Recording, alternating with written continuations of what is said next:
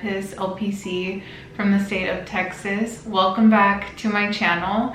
I'm very excited. Today is Monday and I'm starting off a vlog here on this channel, and I'm just going to be bringing you along for a couple days in my life as a therapist. I'm focusing my energy on my second channel that I announced in the last video that I shared with you all. So this channel is going to be dedicated to providing resources, tools to my Latina community, and just specifically focusing my energy on creating that there because of the current events that we're seeing that are affecting the Latina community and a lot of people of color in the United States right now. It is a very scary and heavy time, and I really had to sit with myself and think of how I wanted to use my time and energy to create and to give back and do something about it. Like, not just be consuming what is happening, but actually using the anger and the frustration and the fear and the anxiety to channel that into something that can be good for my community and also for myself. When we help and support others, of course with healthy boundaries, it also gives life to us, and it helps create hope during a time where it feels like it's really hard to hold on to that. I hope you feel encouraged in today's video to maybe brainstorm ways that you can show up for yourself as a therapist and for the communities and the clients that you are servicing. I hope that it also serves as a reminder to take a look at maybe all of the good things that you are currently doing. You and me both know that as therapists, we can be extremely hard on ourselves sometimes. And don't get me wrong, there's some people in our career field that should be hard on themselves. They're not showing up the way that they need to be showing up during these times. But I would like to say that a majority of us are very caring, empathetic people, and that's why we got into this field, to learn ways that we could use that gift that we have. And I hope that this video just gets to bring you along for my journey. I planned out 2 videos and filmed them this morning, and it helped to take some time during the previous week to really think about how I wanted to plan the videos, just brain dump a bunch of ideas that I had for videos I wanted to create.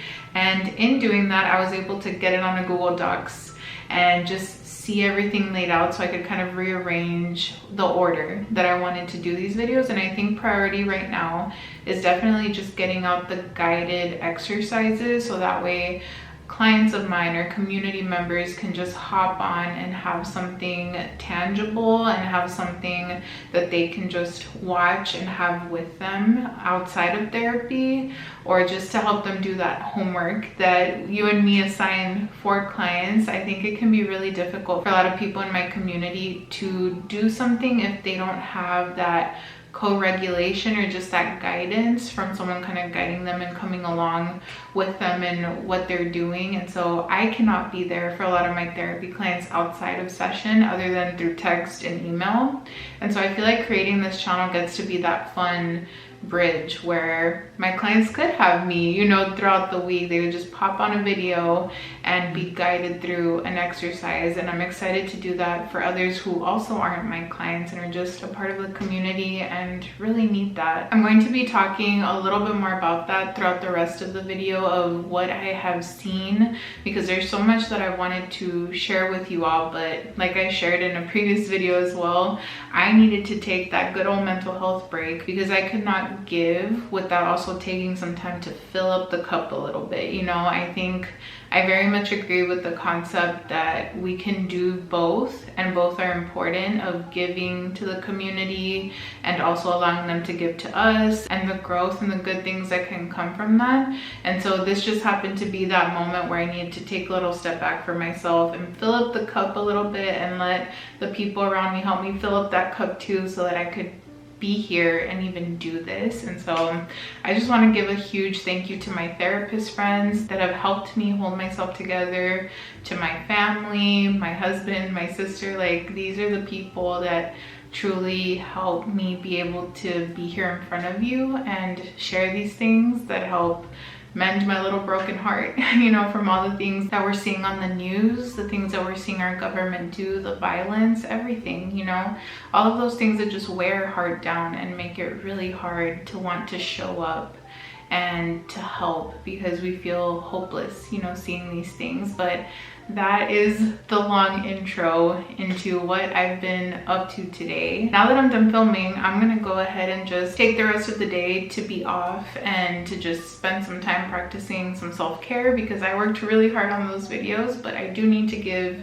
my brain a little bit of a break because I'm feeling a lot of that creative energy right now. And if I don't like ease into that and taper it a little bit and have healthy boundaries, it's really easy to burn out because I want to do everything all at once. And so I'm gonna go ahead and take some time to just upload the footage that I ended up filming onto my laptop and just kind of get what's called the rough cut done. So just upload it on there, put it on the software that I use, which I use DaVinci Resolve. If any of you are interested, it's free to use. And so I'm gonna go ahead and upload it onto that and just kind of take a look at what the video looks like and of all my hard work, and hopefully it turns out good. Try not to overthink it and just put the thing out there and just create, because I planned as much as I could for it, and I have to just let myself grow on that other channel and just learn from the things that I'm doing and see what the community is enjoying, what they would like to see more of or less of. So that's kind of the thought process that I'm going through right now.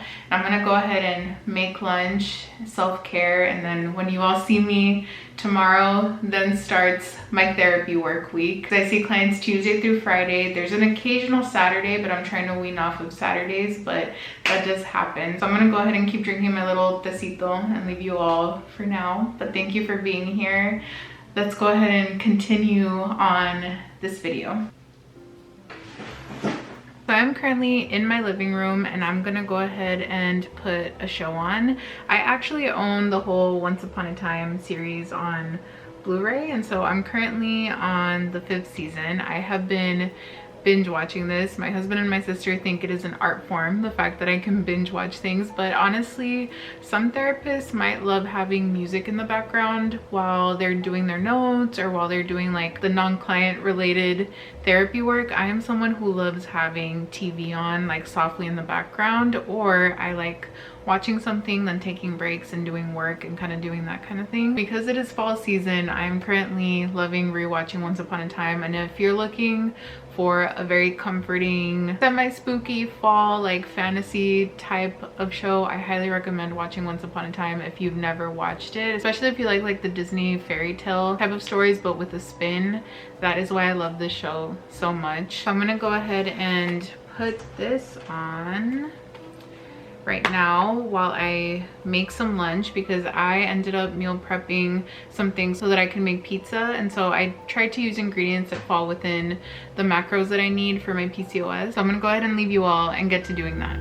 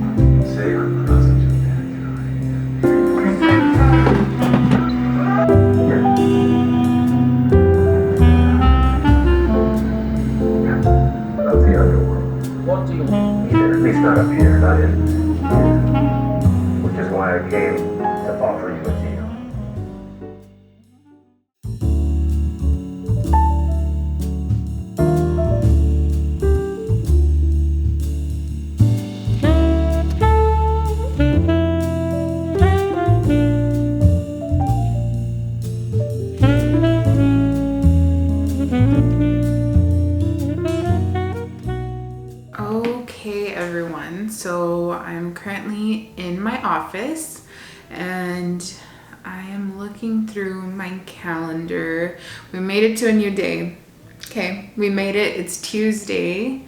And let's go ahead and see what we have on the agenda for today and for the week. So currently I have 2 clients scheduled for today, 10 a.m. and then 5:30 p.m. And then I had 1 cancellation. So it was going to be 3, now it's 2.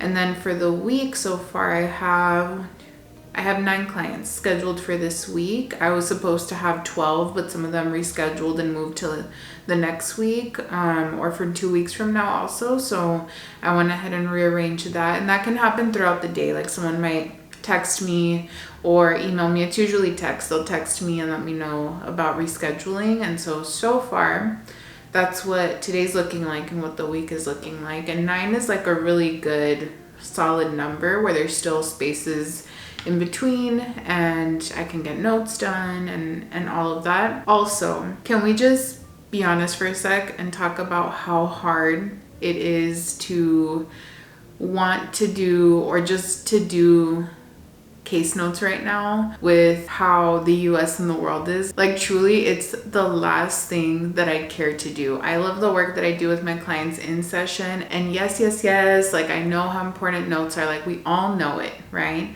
But especially this year, I am mentally checked out, and I have been struggling since the year started to want to or to care to do notes. But I do it because I have to, right? Like it's the discipline knowing that I do not get backlogged on it. Like it has to get done because none of us want to run into issues having to do with any of that. And so I do it, but I definitely feel myself just mentally checked out with everything going on. It truly is every single day. There are multiple reports, multiple things going on every day, and it is too much for the body to hold. And I flat out have to take like a couple days off of social media altogether. And I have had like friends or someone ask me like, hey, like you don't know about what's going on? I'm like, no, I don't, because I forcefully had to get off of social media, which probably is kind of funny since I talk about how much I market on social media or how much I've done that. But since this year has started, I had to, like, just for survival purposes, because constantly seeing the reports, I know that they're happening, right? Like that's obvious when you're part of a community, like you hear about it, you know that it's happening. But to see the faces of someone's abuelita, someone's grandparent, someone's sister, someone's parent, and how they were locked up in a detention center or how they were deported, how they were unalived. Seeing all of these things is just too much. And even talking about it, it's really hard for me. I can feel like my throat closing up, and it's been hard being able to talk about it, which is why I haven't really filmed, because I'm also not the kind of person that can be like, hey guys, like everything's all good and fine and dandy, when it's like, no, it's not. Like, no, it's not. Every day is filled with rage, with sadness, with frustration, with tears. You know, hearing my own therapy clients tell me that their partners got detained and they're having to break that news to their children. Like, how can I put that into words? How that makes me feel, you know what I mean? Other than just using the word rage. Like, it's this despair in my body, like feeling like there's nothing that I can do to end this or to stop it. Oh my gosh, you guys, it just feels devastating. Like there's no way around it. And a lot of us in our career field, our job is to utilize empathy, and it is so hard to want to be present in this kind of world, in this kind of reality, in this country specifically, because I know that in other countries, like they are watching the US and being like, what the hell, like what a dumpster fire, what kind of evil people are running this place. Like I can imagine, and I know, and living it feels like so much, too much to bear, let alone for my clients or for people who are being ripped apart from their family or who are losing family members. And to be really honest with y'all, like yes, I am medicated for my PCOS, and that helps my anxiety and the depression that comes with that, and especially it being triggered by all of this that's happening. But there's not enough. There's not enough coping tools. There's not enough medication to make that go away. You can't be healthy in an unhealthy, toxic, and abusive and violent environment. And that's been really hard to talk about with my therapy clients, because it comes with accepting a lot of different things about this country, about our Mexican history, our Latina history, about how different cultures have been impacted, and recognizing that. And those are really hard conversations to have while all of this is happening. I just want you all to know that this is a safe space, and I tried to do everything in my power to make it a safe space. Just know that if you're feeling a lot of this, the heaviness, it makes sense. I've had nightmares, and multiple of my colleagues have shared with me that they have also been having nightmares because of the deportations that are happening. The only thing that's truly helping right now is being in community and taking time to detach. And that's really hard when you are community-led. You're a community-led culture. Like, it feels really hard to detach, because it feels like you don't get to, like, someone's being harmed when you detach. Like, you could have said something, you could have done something. And the big hard reality in place of acceptance is knowing that under an oppressive government, there is not enough that we can do. And for a Mexicana, for a Mexican to hear that is devastating, because we are a culture where, like, we find a solution where there is no solution. We create one. And so this is definitely something that's eating me alive, if I'm being honest.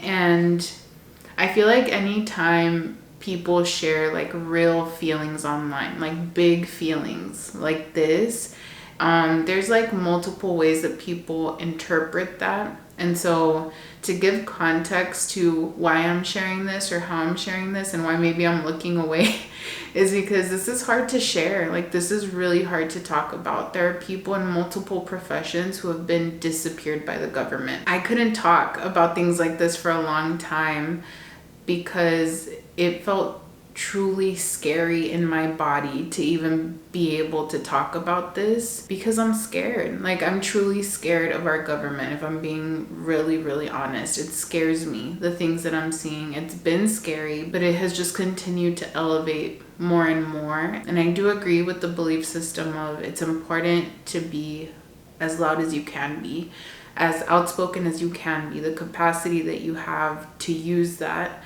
And so this is me using that. And so just know, you guys, I may not be doing it the best.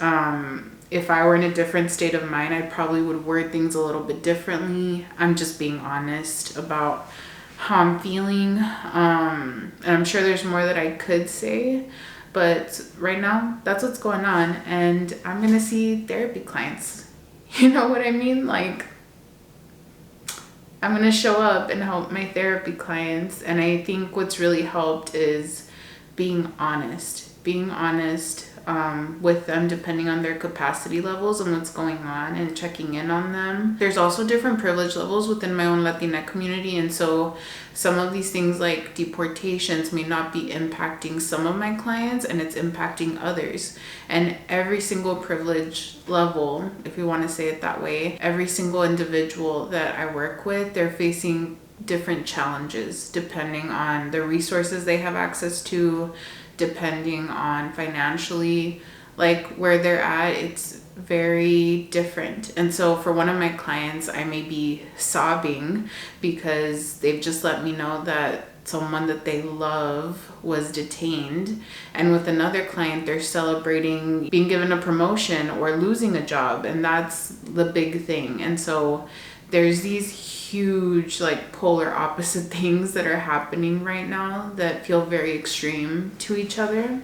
And so I might start a session like being happy and excited with one of my clients, and then with another like tearing and feeling just devastated alongside with them, to as much capacity as I can give through empathy. So by the end of the day, I am extremely drained. And I just want to normalize that if you feel extremely drained right now, like more than usual, we make sense, okay? Like what we're feeling, it makes sense. It is a dumpster fire out here. It makes total sense. So things that I'm focusing on, depending on where my clients are, because again, some clients, they might be in crisis. So this is not what we talk about. Like we're trying to keep them alive, you know what I mean? But other clients, they're very much in a space where they've done a lot of work. They're frustrated by what they're seeing. They want to be active in their communities. They want to find ways to channel their anger.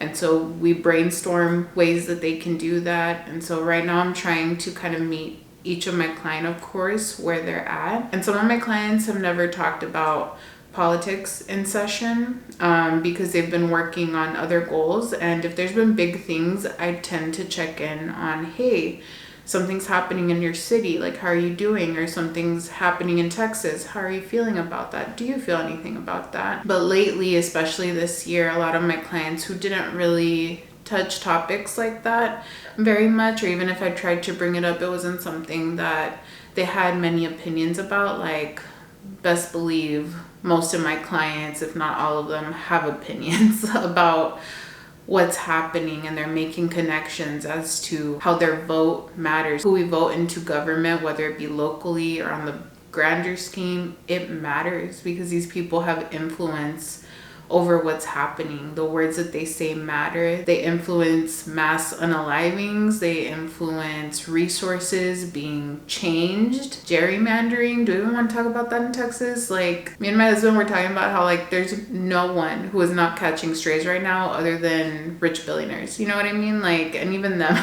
like depending who you're friends with. Also, because I'm Mexican, I'm going to laugh sometimes. Like, that is me trying to release my anger and frustration. So just know if that's weird to anyone out there, like someone laughing to something like this, very normal in my culture. Just thought I would share. So a lot of that is also happening in sessions with clients. We could be talking about something very devastating and normalizing that it's okay to laugh. It's okay for them to express how they need to express that, and to not try to pathologize it, but just make space for it right now, because it's hard. It's hard for the mind.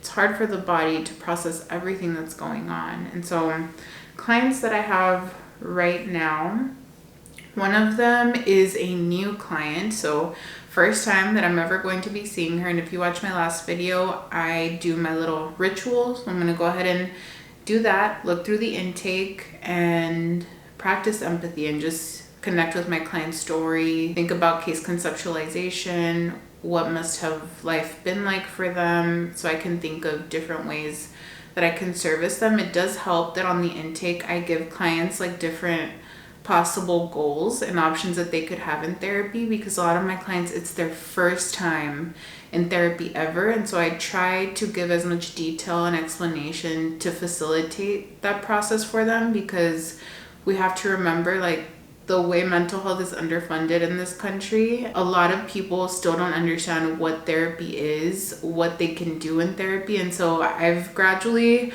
over the years like made different documents that I can give to clients about, hey, this is what you can request in therapy, or this is what you can do. So that, and then I have a client that I've already been seeing for well over a year. Like, we've been together for a good while, and right now they're pretty spaced out and they've been in maintenance, but we're trying to tackle medication care right now and transitioning them to a provider. So I may ask if they need help with doing that, and that can look like being present with them while they book the appointment. Or if they're not feeling good and they're feeling really scared about doing something like that, I can also offer, if they consent, I can help them submit that and they can take it from there. So I offer both options, and my approach to therapy definitely came from working in the wraparound program and working in community mental health before doing this as a facilitator. I tried to implement a lot of the things that I learned there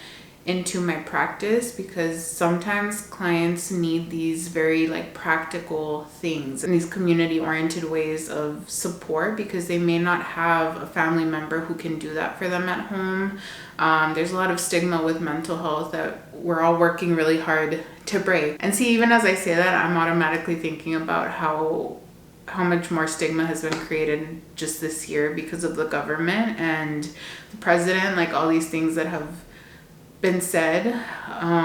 They have opinions about ADHD and autism now. And when I tell you that I am livid watching uneducated, corrupt people talk about mental health and medical care when they don't know what the hell they're talking about, there is no level of rage for what I feel. And I'm sure all of y'all are just dying on the inside. And if anyone writes in the comment section that we need to respect multiple opinions, like, no, this is not the space for you. This is not the safe space for you.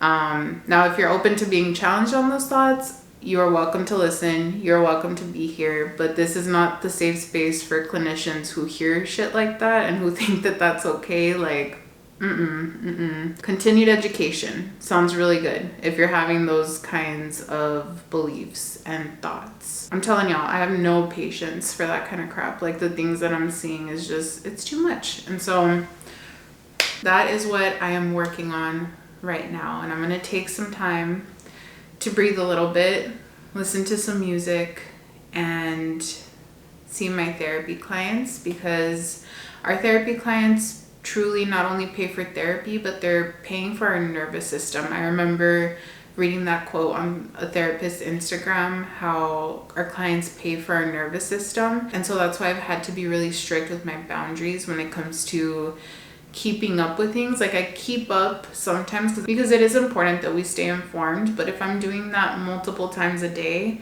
my nervous system is not going to be okay. No one's nervous system is going to be okay. And so I'm going to take some time to do that. Text one of my therapist friends, because we text each other during the week to make sure that we're holding up okay. Get yourself a group of therapist friends to check in on you, you guys. Like, truly, that is the only way we're going to make it through the next 3 years. Who knows how long this is going to go for, you know? So we need to have community. We need to have community. It is so important. I'm trying to remind my clients of that too. To start somewhere by creating community, to text someone, to go to a community event if it feels safe.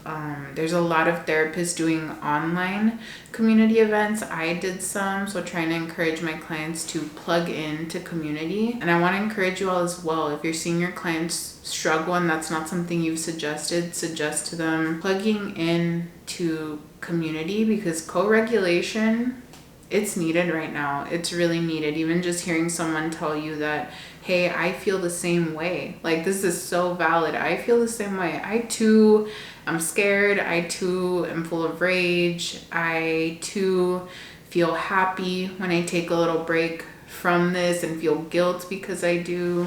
Having that is so important. So I don't actually know what me and the next client are going to be talking about. It could go either way. It might be relationship stuff, but for sure I'm going to bring up like the medication care, because it's definitely time to continue to explore that. So we're going to go ahead and focus on that.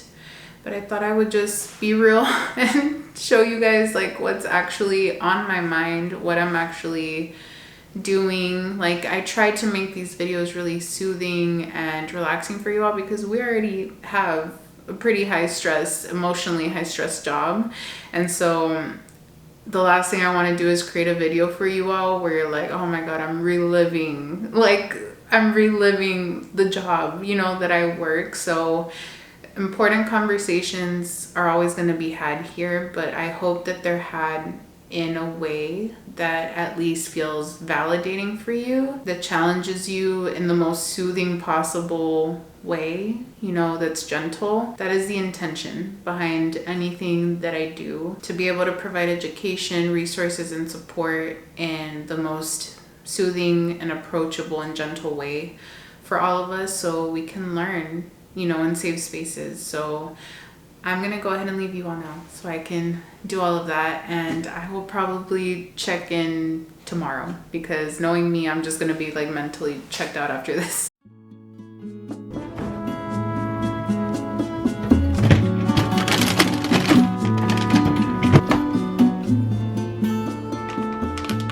Good morning. I woke up really early this morning, like 5:30 a.m. This is not an everyday occurrence. We made it to the end of the week. Today is Friday. As you all saw, I'm currently making breakfast because today on the agenda is going to the gym this morning, and then I have my late evening clients. So today's going to be a very chill day. I only plan on doing like notes in between then. Also maybe doing some content creation stuff for the Coze Mental Health Services YouTube channel. But I'm gonna go ahead and just gradually keep enjoying my morning because it was definitely a very busy week. So I'm gonna go ahead and do that, watch some YouTube, relax, and then get dressed and head out to the gym. You mean lie to me again? You said you came here because you wanted to find meaning in your life.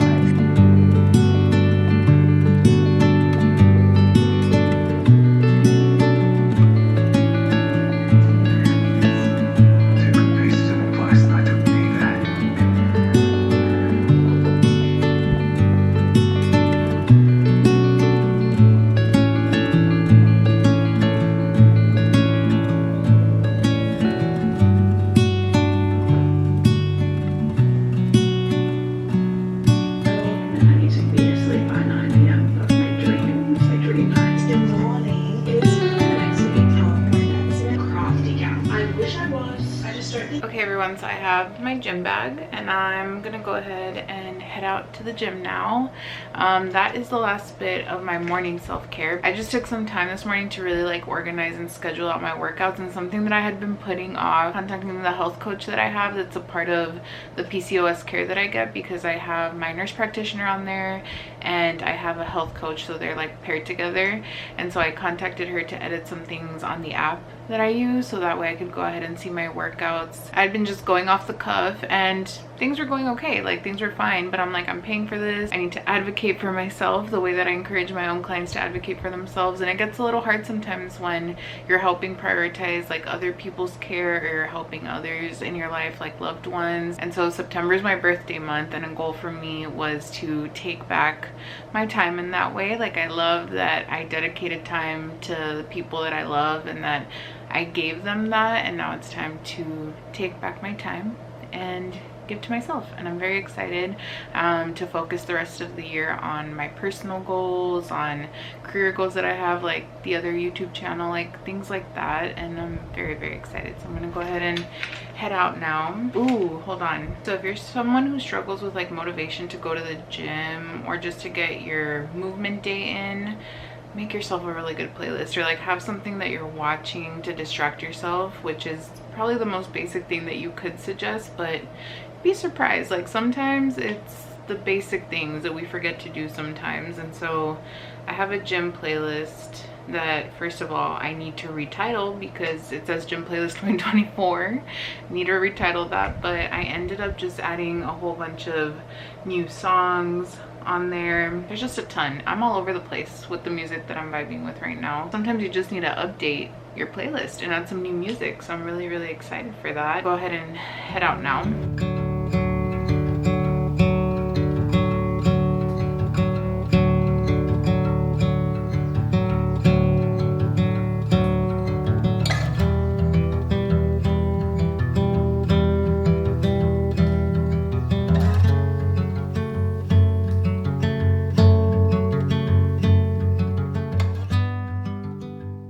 Okay everyone, so I made it through my first client of the day, and I have one last one at 6 p.m. today, and then I'm clocked out.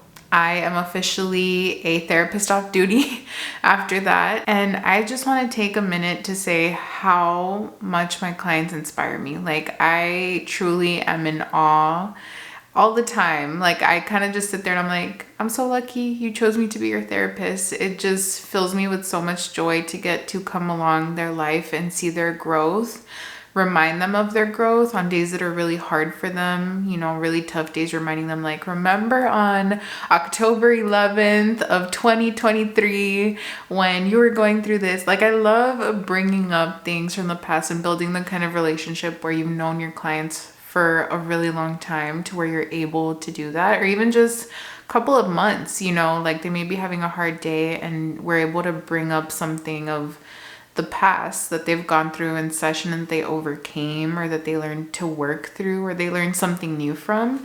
And I love being able to remind my clients of those things of, hey, remember when you were going through your first breakup, and how lost you felt and how devastating that felt for you. What were the things that held you together during that time? What were the things that made you feel that you weren't alone? And some of the things they might say are like, hey, I came to therapy and I learned a lot. You had me really sit with what I learned in that situation, and that made me feel like it wasn't a waste, that I took time in that relationship, even though it didn't work out. And so one of the big skills that I've been teaching right now from dialectical behavioral therapy just this week alone has been providing psychoeducation on emotion regulation.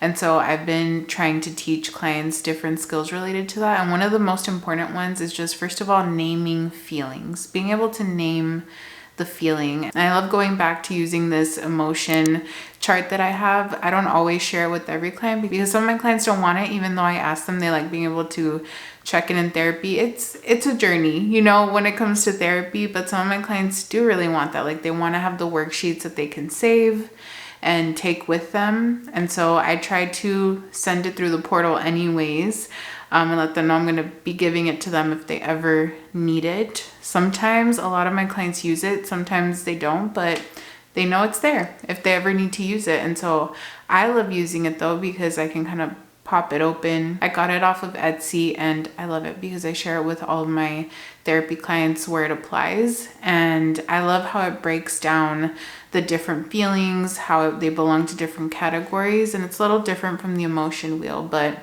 a lot of it has been that, asking my clients, how did that make you feel? And when they don't know how to describe the feeling word, whether it be in Spanish or in English, I'll ask them to imagine a picture of what that feeling could be. So I've asked something like, if you could take a minute to pause, and I know it's really hard to describe what feeling it is and to name it, but if you had to paint me a picture or help me visualize what it is that you are currently feeling. It's okay if you don't know how to name it, but can you paint me a picture? And that could be, for example, like you might feel like that man on the loteria card who's like holding the world up by himself and it feels so heavy. If you had to paint me a picture, what is it that you would paint me to describe how you're feeling right now?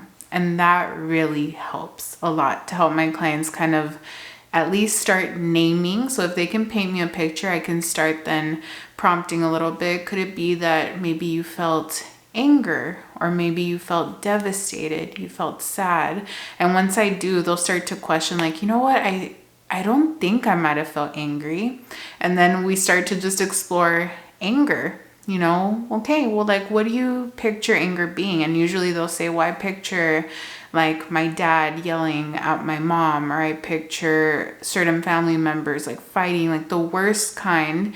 And so then that leads to a bigger conversation of, have you ever seen anger in different forms? Like sometimes it's not yelling, sometimes it might be protesting, sometimes it might be creating something, it might be silence, silently feeling your anger, and giving different examples to that, like healthy ways that you can express anger, hurtful ways that you can express anger. So using that other DBT skill as well, helping them name what's helpful versus what's harmful, instead of just labeling things as good or bad.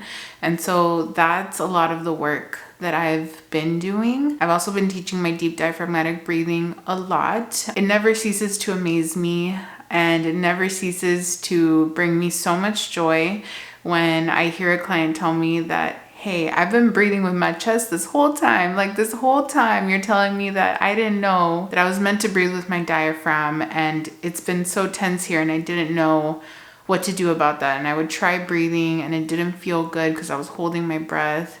And so to walk them through that in session has been really helpful, just to pause and ask them, is it okay if I teach you a skill real quick that can help you calm the anxiety that you're feeling, or that can help you when you're feeling angry? Usually they say yes. Sometimes they say no, and that is okay. We will kind of pause and I'll bring it up again later in the session, or I will let them just sit with that and try again.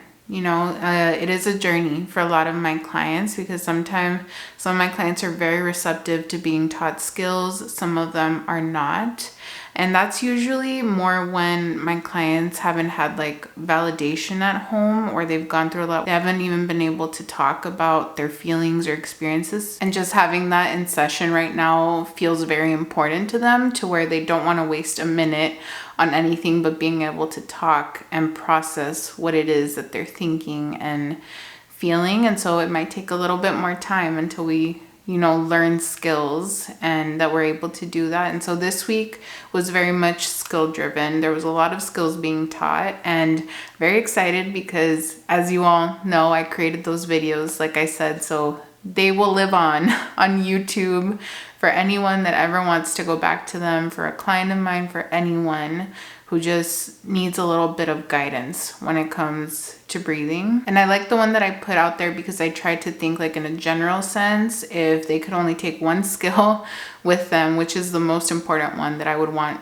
everyone and anyone to know. And the deep diaphragmatic breathing is definitely that one where I was like, I need to make that video. Like, that needs to be the first one. Last client of the day also happens to be a counseling student. So whenever I have sessions with counseling students, it is very unique because they also get like a peek behind the curtain, and that's not something that I usually do for any other therapy client because we're just in different career fields, and so it doesn't make sense to make the session about that. But with my clients who are in grad school or they're therapists in training, like, it makes total sense. And that's something that's a part of their goals. Like, they want to know things, they have questions about things. And so we're able to incorporate that in session in the treatment plan. And so that is tonight. We're going to check in about how school, work, things have been going, which is pretty typical with any of my clients who are in grad school. Like, how's school? How's relationships? Because we all know when we're in grad school, relationships are rough. Like, it is so rough to have the capacity for relationships unless you have like an incredible support system. And a lot of students don't. It's very rare to actually, within the community and outside of it, to have this incredible support system where you have capacity for all these things. And so if you had that, that is so beautiful. I hope that for everyone and anyone in my own community too. I'm very proud of my clients who are in grad school or counseling students that are in therapy, because we all need support during that time. And so that is the focus for tonight. And then after, this therapist off duty is going to play Mario Kart with her sister. And that is what I'm going to do. After session, I'm going to be playing some Mario Kart. We're probably going to be binge watching The Summer I Turned Pretty. That is what I'm going to be doing. That show is insane. It really is crazy, but I'm here for it. I love drama shows. Like, they're so fun. So I'm going to go ahead and watch that. And then the weekend, I am checking out. I am doing all of the relaxing in bed, going to the gym, resting, and then eventually resetting for the week. That is what I'm going to be doing. I want to say thank you. Thank you so much for being here, for watching this video. I hope that it was a helpful one. I hope that it was one that motivated you and that helped you feel that you're not alone if you're experiencing any of the things that I talked about. I would also love to know down in the comment section for any of my fellow therapists out there, like, what are the skills that you worked on with your therapy clients this week? Because I think that would be really mind-blowing for all of us to just see what everyone's been working on with their therapy clients, whether it be the topics you spoke about, if you feel comfortable, or the certain skills that you introduced, or that they've been enjoying. I would love to read about that. I'm sure everyone else would too. Take good care of yourselves. You do very important work, but remember what I always say around here, our job is the work that we do, but it is not all in who we are. There is more to us, and we deserve rest, so make sure you take care of yourselves. Bye, everyone.